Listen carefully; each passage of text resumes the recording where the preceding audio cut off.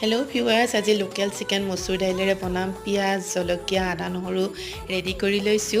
এতিয়া কুকাৰতে বনাম যেহেতু তাতে মিঠাতেল দিছো 2 টেবুল চামুচ মানে সৰিয়হৰ তেল আৰু পিয়াজ বিলাহী শুকান জলকীয়া তেজপাত এইখিনি অকমান ভাজি লৈছো তাত আদা নহৰু থেতেলিয়াই লৈ পেলাই দি দিছো আৰু দিছো দুটা কেঁচা জলকীয়া ফালি পেলাই এইখিনি অকমান ভাজি ললো আৰু তাত দিছো ৰেড চিলি পাউডাৰ এচামুচ জিৰা ধনিয়া গুৰি এচামুচকৈ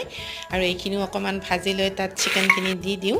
চিকেনখিনি অকমান মিক্স কৰি ললো গুটে মছলাৰ লগত আৰু ঢাকনখন ওপৰতে দি দিছো আৰু এতিয়া দি দিছো এচামুচৰ জোখত জালুকৰ গুৰি আৰু তাত এতিয়া মসুৰ দাইলখিনি মিক্স কৰি দিছো চিকেনখিনি আগতে ভালদৰে ভাজি লৈছো অৱশ্যে